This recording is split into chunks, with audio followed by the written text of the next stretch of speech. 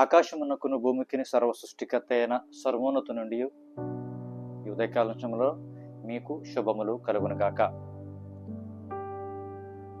మన సర్వోన్నతునికి మహిమ కలుగునుగాక. ఈ ఉదయకాల సమయంలో ప్రియ సహోదరి సహోదరులారా, మీతో చిన్న విషయాలు దేవుని యొక్క వాక్యము పంచుకోవాలని ఆశపడుతున్నాను. ఈ కాలంలో ప్రస్తుతం ఉన్న పరిస్థితులలో ఎలాగైపోయిందంటే, దేవుడు అనగానే ఒక ప్లేస్లో ఉంటాడు, లేకపోతే ఇక్కడ ఉంటాడు, అక్కడ ఉంటాడు, లేకపోతే ఈ సంఘంలో ఉంటాడు, పలానా సమాజంలో ఉంటాడు, పలానా ఊర్లో ఉన్నాడని మనం పరిగెడుతున్నాం. అసలు నిజంగానే సర్వోన్నతుడు, ఈ సర్వమును సృష్టించిన దేవుడు మనం వెళ్తున్న ఆలయాల్లో ఉంటున్నాడా, లేదా మనం వెళ్తున్న సమాజాలలో ఉంటున్నాడా అనేది లేఖనాల ద్వారా ఇవాళ పరిశోధించి కొన్ని విషయాలు మనము తెలుసుకుందాం. ముందుగా యోహాను సువార్త 14వ అధ్యాయము 23-24 వచనాలు తీసుకుంటే, మెస్సయ్య వారు మాట్లాడుతూ కొన్ని విషయాలు, అక్కడ చిన్న విషయాలు మనకు చెబుతూ ఉంటారు. యోహాను సువార్త 14వ అధ్యాయము 23వ వచనం చూసుకుంటే, ఒకడు నన్ను ప్రేమించిన ఎడల నా మాట గైకొనును, అప్పుడు నా తండ్రి వారిని ప్రేమించును, మేము వాని యొద్దకు వచ్చి వాని యొద్ద నివాసము చేతుమని మెస్సయ్య మాట్లాడుతున్నారు. మేము అనగా ఇక్కడ మనం నోట్ చేసుకోవాల్సింది సర్వోన్నతుడైన సృష్టికర్త యొక్క ఆత్మ మరియు ఆయన వాక్కు. ఎందుకంటే సర్వోన్నతునికి రూపం లేదు. ఈ సృష్టిని సృష్టించిన సృష్టికర్తకు అంటే దేవునికి రూపం లేదు, స్వరూపం లేదు.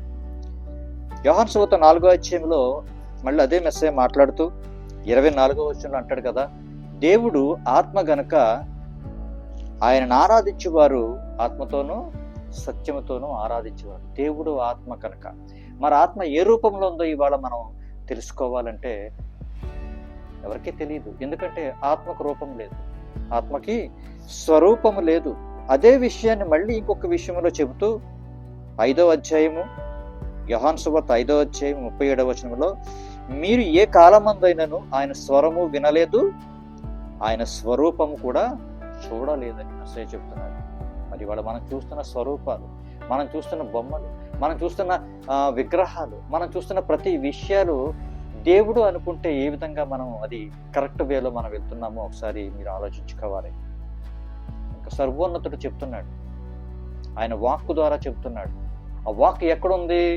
యోహాను సువార్త 1వ అధ్యాయంలో, ఆది యందు వాక్యం ఉండిన, వాక్యము దేవుని యొద్ద ఉండినది, శరీరధారి అంటే ఒక శరీరంలోకి వస్తుంది అని సెలవిస్తున్నాడు. మరి ఆ వాక్కు మెస్సయ్యలో ఉంది. ఇవాళ ఆ వాక్కు పలుకుతున్న మాటలే ఇది. ఏమని?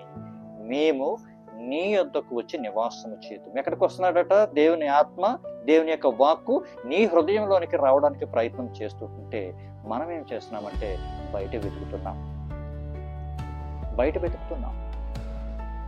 ఎందుకంటే దేవునికి కావాల్సిన నీ హృదయం.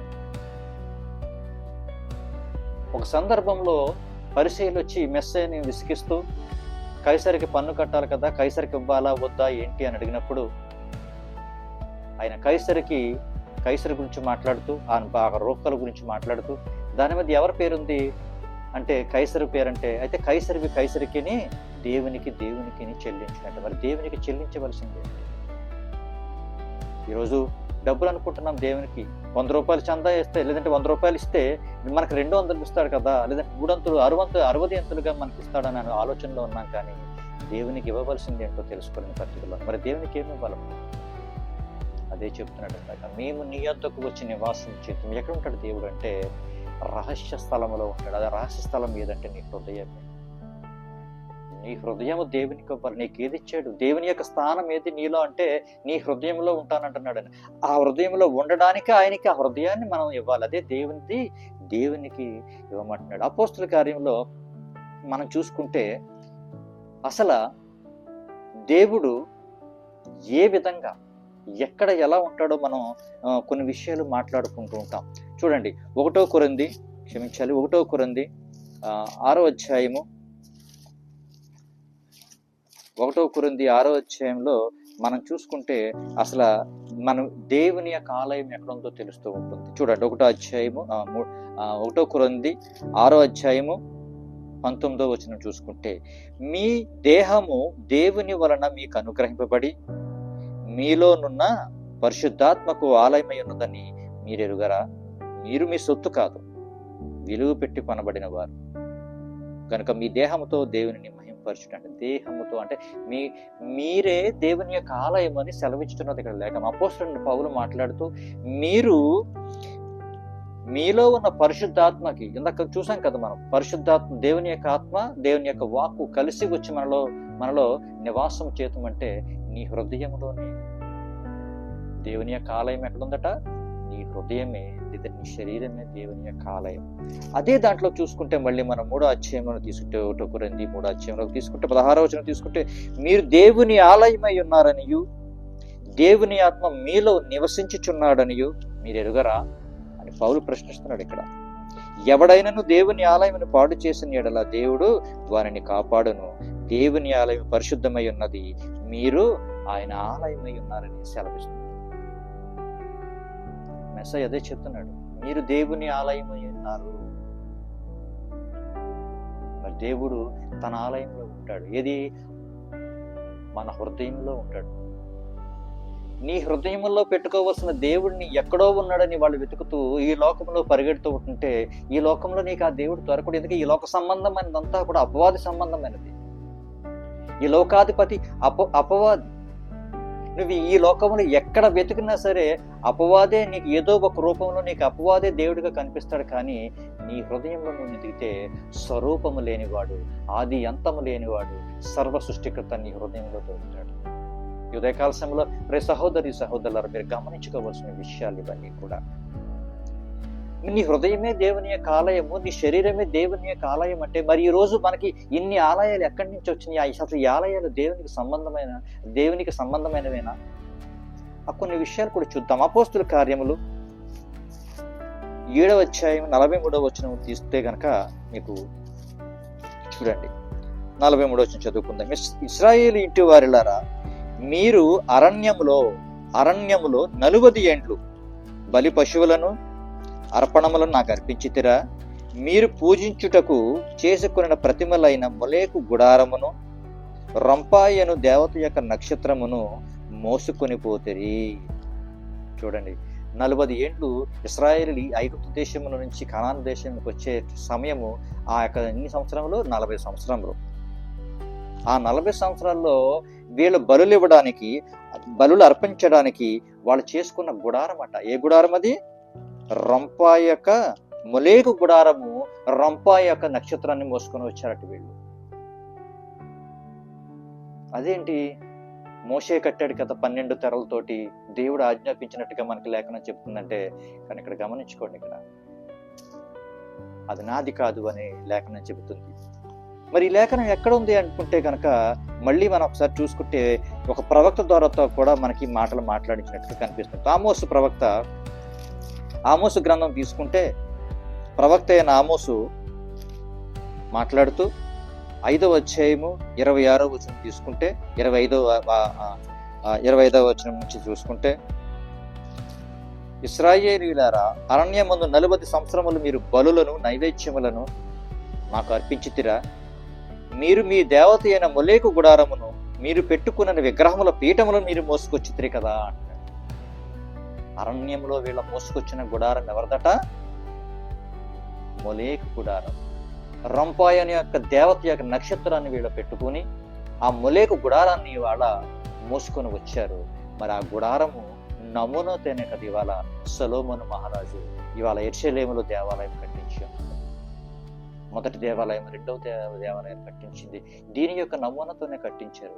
మరి ఆ నమూనాయే నాది కాదు అని సర్వోన్నతుడు సెలవిస్తుంటే మరి అది మనదే అని ఏ విధంగా ఇవాళ మనం అనుకుంటున్నామో తెలియట్లేదు. ఎందుకంటే వాళ్ళు మోసుకొచ్చిన ఆ యొక్క గుడారము రొంపాయి దేవత యొక్క గుడారము, లేదంటే మొలేకు గుడారము అని సెలవిస్తుంది. ఇంకొక విషయాన్ని మనకు ప్రవక్త అయిన ఇర్మియా ద్వారా కూడా మనకు తెలియచేయబడుతుంది. 7వ అధ్యాయం, ఇర్మియా గ్రంథము 7వ అధ్యాయంలో మనం కొన్ని విషయాలు తీసుకుంటే 7:22 వచనం తీసుకుంటే, ముందు 4వ వచనం చూద్దాం. 7వ అధ్యాయం 4. ఈ స్థలము సృష్టికర్త ఆలయం, ఈ స్థలము సృష్టికర్త ఆలయం, ఈ స్థలము సృష్టికర్త ఆలయం మీరు చెప్పుకొనిచున్నారే. ఈ మోసకరమైన మాటలు ఆధారం చేసుకుని, ఇది దేవుని ఆలయం, దేవుని ఆలయం, దేవుని ఆలయం మీరు అందరూ అనుకుంటున్నారు కదా. మోసకరమైన మాటలను ఆధారంగా చేసుకోవద్దు దయచేసి అని ఇర్మియా ప్రవక్త ద్వారా సర్వోన్నతుడైన సృష్టికర్త మాట్లాడుతున్నాడు. అదే అధ్యాయంలో 22వ వచనంలో మనం తీసుకుంటూ గమనించుకోండి. ఇవాళ నేను ఐగుప్తు దేశంలో నుండి మీ పితరులను రప్పించిన దినమున, చూడండి, ఎవరైతే ఐగుప్తు దేశం నుంచి పితరులను రప్పించిన దేవుడు మాట్లాడుతున్న మాటలు, దహన బలుల గురించి గాని బలుల గురించి గాని నేను వారితో చెప్పలేదు, అట్టి వాటిని గూర్చి నేను ఏ ఆజ్ఞ ఇవ్వలేదు అని చెప్పి మాట్లాడుతున్నాడు.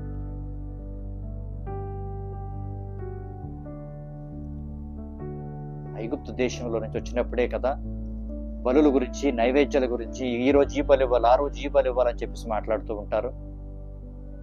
కానీ ప్రవక్తల గ్రంథాల్లో ఎక్కడా కూడా ఈ విషయాలు ప్రస్తావించలేదు. కానీ వీళ్ళందరూ కూడా ఈ బలులు నైవేద్యాలకి వ్యతిరేకిస్తున్నారు.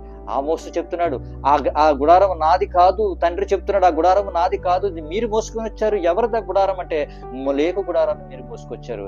మరి సొలొమోను రాజు ఆ యొక్క నమూనాతోనే, ఆ ప్లానింగ్ తోనే కదా యెరూషలేములో అది కట్టించాడు. మరి అది మొలేకు గుడారం అయితే ఈరోజు ఈ యొక్క టెంపుల్ వ్యవస్థ, ఈ యొక్క ఆలయం యొక్క వ్యవస్థ అంతా కూడా మొలేకు గుడారానికి సంబంధించిందే కదా, మొలేకు దేవతకు సంబంధించిందే కదా. మరి అసలు నిజంగా దేవుడు సొలొమోను మహారాజుకి ఆలయం కట్టమని ఆజ్ఞ ఇచ్చాడనే చెబుతుంది ఈ లోకమంతా కూడా. కానీ ఇచ్చాడా లేదా అనే సంగతి ఇవాళ మనం కొన్ని విషయాలు మాట్లాడుకుంటే, చూడండి 2వ సమూయేలు 7వ అధ్యాయము 11 నుంచి మనం చూసుకుంటే, 2వ సమూయేలు 7వ అధ్యాయము తీసుకుంటే, దేవుడు సర్వోన్నతుడు ఎవరితో మాట్లాడుతున్నాడు? దావీదు మహారాజుతో మాట్లాడుతూ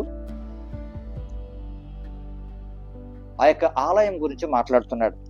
చూడండి 11వ వచనం, నీ శత్రువుల మీద నీకు జయమిచ్చి నీకు నెమ్మది కలుగు చేసి ఉన్నాను. మరి సృష్టికర్తనగు నేను నీకు తెలియచేయనిది ఏమనగా, నేను నీకు సంతానము కలుగు చేయదు. నీ దినములు సంపూర్ణములగునప్పుడు నీవు నీ పితరులతో కూడా నిద్రించిన తరువాత, చూడండి చాలా క్లారిటీగా తీసుకోండి, చాలా క్లారిటీగా తీసుకోవాలి ఇక్కడ మనం. నేను నీకు సంతానము కలుగు చేయదును, నీ దినములు సంపూర్ణములగినప్పుడు నీవు నీ పితరులతో కూడా నిద్రించిన తర్వాత. అంటే ఎప్పుడది? దావీదు మహారాజు చనిపోయిన తరువాత నీ గర్భములో నుండి వచ్చిన నీ సంతతిని హెచ్చించి, అంటే నీ సంతము, అంటే నీ యొక్క వారసత్వము నుంచి నీ ద్వారా వచ్చిన నీ సంతతులలో తర్వాత వారిని హెచ్చించి రాజ్యమును అతనికి స్థిరపరిచెదను. అతడు నా నామ ఘనతకు ఒక మందిరము కట్టించును, అతని రాజ్య సింహాసనం నిత్యముగా స్థిరపరిచెదను అని మాట్లాడుతున్నాడు ఇక్కడ. ఎవరు కడతారట? ఈయన చనిపోయిన తర్వాత కలిగిన సంతానంలో ఎవరో అక్కడ కడతారు అన్నట్టుగా. నీ గర్భములో నుంచి వచ్చిన నీ సంతతిని హెచ్చించిన తర్వాత ఆ సంతానంలో ఇంకొకరు ఎవరో కడతారని చాలా స్పష్టంగా ఇక్కడ మాట్లాడుతున్నాడు. సమూయేలు కట్టమని, ఇక్కడ దావీదును కట్టమని కానీ సమూయేలును కట్టమని కానీ ఇక్కడ లేఖనం చెప్పడం లేదు. దావీదు చనిపోయిన తర్వాత పుట్టిన సంతానముతోటి ఆయన ఆలయం కడతాడని చెబుతున్నాడు. మరి అదే విషయాన్ని మళ్ళీ 19వ వచనంలో తీసుకుంటే మనము చూడండి, దావీదు మహారాజు ఎంత ఇదిగా సంతోషపడుతున్నాడో. సృష్టికర్త, ఇంతగా నీవు నన్ను హెచ్చించుటకు నేనెంతటి వాడను, నా కుటుంబం ఏ పాటిది, ఇంత హెచ్చుగా చేసినదంతయు నీ దృష్టికి కొంచెమై మానవుల పద్ధతిని బట్టి, చూడండి, మానవుల పద్ధతిని బట్టి బహుకాలములు జరిగిన తర్వాత నీ దాసుడునైనా నా సంతానమునకు కలుగబోవు దాని గురించి నీవు నాకు సెలవిచ్చావు. బహుకాలములు గడిచిన తర్వాత నా సంతానమునకు జరిగేదాన్ని ఇవాళ నాకు చెబుతున్నావేది? నీవు నిద్రించిన తర్వాత నీ సంతానములో ఒకడు వచ్చి నాకు ఆలయాన్ని కడతాడు అని చెప్పేసి అంటున్నాడు. ఇదే విషయాన్ని మళ్ళీ ఇంకొక దగ్గర కూడా మనకి రెండు ప్లేసుల్లో మనం చెబుతూ ఉంటాడు. మొదటి దినవృత్తాంతములు 17వ అధ్యాయంలో మనం మాట్లాడుతూ ఉంటాడు. 11వ వచనం చూడండి, నీ జీవిత దినములు తీరి నీ పితరుల యొద్దకు నీవు చేరినప్పుడు నీ కుమారుల వలన కలుగు నీ సంతతిని నేను స్థాపన చేసి అతని రాజ్యము స్థిరపరిచితను, అతని సింహాసనం నిత్య స్థాపన చేసేదను అని చెప్పేసి మాట్లాడుతున్నాడు. ఇప్పుడట నీ దినములు తీరి నీ పితరుల యొద్దకు నీవు చేరినప్పుడు నీ కుమారుల వలన కలుగు నీ సంతతి. బహుకాలము గడిచిన తర్వాత అని ఇందాక మాట్లాడుతున్నాడు. ఇక్కడ కూడా అదే విషయాన్ని చెబుతూ 17వ వచనం కూడా తీసుకుంటే, నా ఇల్లు ఏ మాత్రపుది దేవా, ఇది నీ దృష్టికి స్వల్ప విషయమే. దేవా సృష్టికర్త, నీవు రాబోవు బహుకాలం వరకు నీ సేవకుని సంతతిని గురించి సెలవిస్తున్నావు అని మాట్లాడుతున్నాడు ఆయన. ఈ రెండు విషయాల్లో కూడా దావీదు మహారాజుతోటి సర్వోన్నతుడు మాట్లాడుతూ, నీవు చనిపోయిన తర్వాత పుట్టిన సంతానం నీ మందిరం కడతాది, నా మందిరం కడతాది అనుకుంటే, మరి ఇక్కడ సొలొమోను కట్టిన మందిరం ఎవరిది?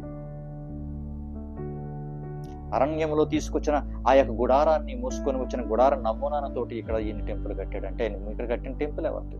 ఈ రోజున ఆలయ వ్యవస్థ ఎవరిది అంటే మొలేకు గుడారమే. అదంతా కూడా మొలేకు గుడారంలో జరుగుతున్న ప్రతి విషయము, ప్రతి బలులు, నైవేద్యాలు అన్ని మొలేకు సంబంధించినవి. ఆలయంలో జరిగిన బలులు, నైవేద్యాలు. ఇవాళ ఆ ఆలయాలన్నీ నమూనలుగా తీసుకుని ఈరోజు ప్రతి వీధికి ఒక ఆలయం కట్టేసి, ఆల్టర్ కట్టి, లేదంటే అక్కడ దేవుడు ఉంటాడు, ఇక్కడ మనం ఉండాలి, ఇక్కడము యాజకులు ఉండాలని ఒక కాన్సెప్ట్ ని తీసుకొచ్చేసి మొలేక్ గుడారంలో జరిగిన అరణ్యం 40 సంవత్సరాల్లో జరిగిన ఆ మొలేకు గుడారంలో జరిగిన కార్యములన్నీ ఈ రోజు వరకు మనం చేస్తున్నాం కదా. నిజంగా అది దేవుని కాదు కదా. ఇంత స్పష్టంగా లేఖనాలు ఇవాళ మనకు తెలుస్తూ ఉంటే మనం అజ్ఞానంలో పడిపోయి ఇంకా యాజకత్వపు ఆ మందిరపు యొక్క సేవా నియమాల్లోనే ఉండిపోతున్నాం. మరి అరణ్యంలో ఇరిమియా ప్రవక్త చెప్పినట్టు, అరణ్యంలో నేను బలుల గురించి కానీ నైవేద్యాల గురించి నేను మీకు చెప్పలేదు అని చెబుతుంటే, ఆజ్ఞ నేను ఇవ్వలేదంటే, మరి అయ్యే బలులు, అయ్యే నైవేద్యాలు ఆ రోజు టెంపుల్లో పెట్టారంటే మరి దేనికి సంబంధించింది? ఆమోసు గ్రంథం, అపోస్తుల గ్రంథంలో చెబుతున్నాడు, మొలేకు గుడారంలో మీరు మీ బలులను ఇవ్వడానికి కోసం మీరు కట్టుకున్నది గుడారం అది, మీరు మోసుకొచ్చిన గుడారం అది, నాది కాదు కదా, నేను ఆజ్ఞ మీకు ఇవ్వలేదు అంటే, ఇవాళ ఆ గుడారాన్ని నమూనాగా తీసుకొని ఇవాళ ప్రపంచం అంతా ఎన్ని గుడారాలు అంటే ఎన్ని మందిరాలు తీసుకొని ఇవాళ నువ్వు మందిరంలో వెతుకుతున్నావంటే ఎంతవరకు కరెక్ట్? ఒకసారి చూడండి. పౌలు మాట్లాడుతున్నాడు, సర్వోన్నతుడు హస్తకృత ఆలయంలో నివాసం చేయడు. అపోస్తుల కార్యములు 7వ అధ్యాయము 50వ వచనం. ఆకాశము నా సింహాసనము, భూమి నా పాదపీఠము, మీరు నా కొరకు ఎలాంటి మందిరం కట్టుదురు, నా విశ్రాంత స్థలం ఏది, ఇవన్నీ నా హస్తకృతములు కావా అని ప్రభువు పలుకుచు అని ప్రవక్త పలికిన ప్రకారము సర్వోన్నతుడు హస్తకృత ఆలయంలో నివసించుడని ఎంత క్లియర్గా చెప్తున్నాడో, మళ్ళీ అదే మాట మనం తీసుకుంటే యెషయా గ్రంథం 66వ అధ్యాయంలో కూడా దేవుడు తన విషయాలు మాట్లాడుతున్నాడు. చూద్దాం ఒకసారి, అది కూడా చూద్దాం. ఎందుకంటే క్లారిటీగా మనం తీసుకుంటే విషయాలు చాలా. 66వ అధ్యాయము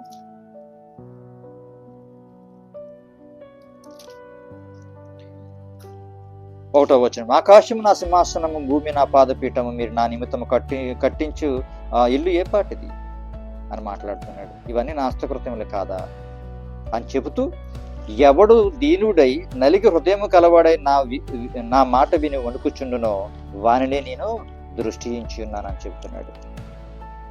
హస్తకృత ఆలయంలో ఆయన నివసించుడు. కానీ వాళ్ళని మనం అందరం వెతుకున్నది ఎక్కడో తెలుసా? దేవుణ్ణి హస్తకృత ఆలయంలోనే వెతికి దేవుడు అక్కడ ఉన్నాడు అనుకుంటాడు. కానీ ఆయన ఎక్కడ ఉంటాడట? నేనును నా తండ్రిని వచ్చి మీ యొద్ద నివాసము చేతుము. కానీ మనం ఏమంటున్నామంటే, ఏమీ అవసరం లేదు, మేము పలానా ఆలయంలో, పలానా సంఘంలో, పలానా అయ్యగారి సంఘంలో మేము అయితే వెళ్తాము, వీలైతే నువ్వు అక్కడికి వచ్చి మమ్మల్ని బ్లెస్ చేయంటున్నాం. కానీ దేవుడు నీ హృదయంలోనికి వస్తానంటాడు.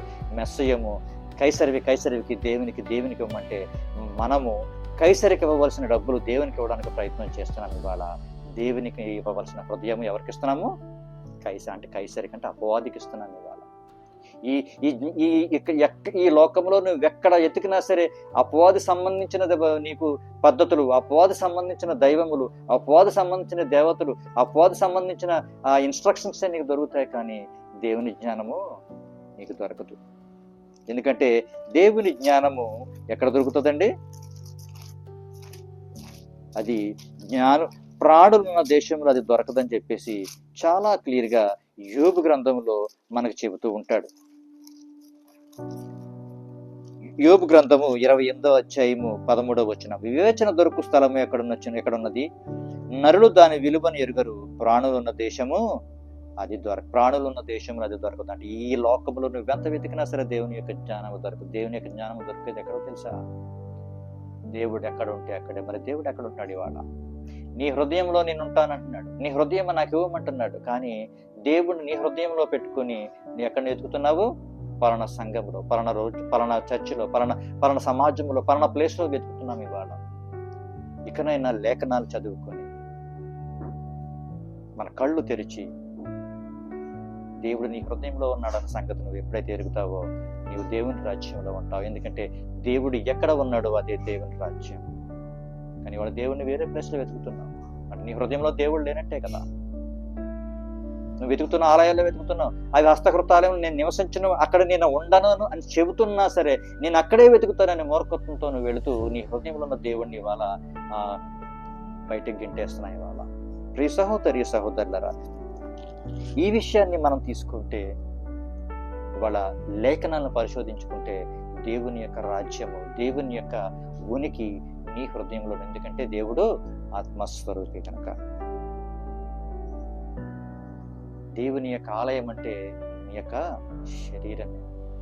దేవుని నీ హృదయంలో ఉండడం అంటే దేవుని యొక్క ప్రేమని కలిగి ఉండమే. నీవు ఎప్పుడైతే నువ్వలే నీ పొరుగు అని ప్రేమిస్తావో దేవుడు నీ హృదయంలో ఉన్నట్టే. నీ హృదయంలో ఉన్న రోజున నీవు దేవుని ఆలయము, దేవుడు ఉన్న ప్లేసు దేవుని యొక్క రాజ్యం. ఈ లోకంలో నువ్వు ఎంత వెతికినా దేవుని రాజ్యం దొరకదు. ఈ లోకంలో నువ్వు ఎంత వెతికినా దేవుని జ్ఞానం దొరకదు. ఆయన అగోచరుడు, ఆత్మస్వరూపి. ఆయన ఏ కాలంలో ఎవరు ఎప్పుడు ఎక్కడ ఆయన స్వరము వినలేదు, ఆయన స్వరూపము చూడలేదు. ఆయన వాక్కును పొందుకున్న వాళ్ళు మాత్రమే ఆయన స్వరాన్ని వినగలుగుతున్నారు. ఇదే మాట మెస్సయ్య మనకి ఎంతో చాలా స్పష్టంగా తన యొక్క బోధలు యందు మనకి చెబుతున్నాడు.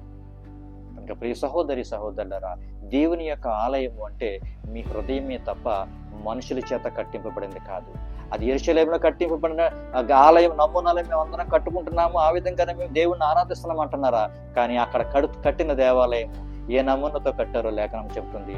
ఆ నమూనా కట్టిన గుడారము ఎవరిదో కూడా సర్వోన్నతుడు మనతో మాట్లాడుతూ చెబుతున్నాడు. ఎందుకంటే అది నేను చెప్పింది కాదు, మీరు మీ మొలేకు దేవతకి కట్టుకొని ఆ గుడారాన్ని మీరు మోసుకొచ్చారని చెప్పేసి మాట్లాడుతున్నాడు. హస్తకృత్యంలో నేను నివసించనని కూడా ఆయన మాట్లాడుతున్నాడు. కనుక ప్రియ సహోదరి సహోదరులరా, ఈ యొక్క చిన్ని వాక్యాన్ని మీరు గ్రహించాలని సర్వోన్నతుని కోరుకుంటూ సెలవు తీసుకుంటున్నాను. సర్వోన్నతుడైన మహాకృపల తండ్రి, మీకు ఆయన శుభములు కలుగునుగాక. ఆయన కృప, శాంతి, సమాధానం మీకు ఎల్లప్పుడూ కలుగునుగాక.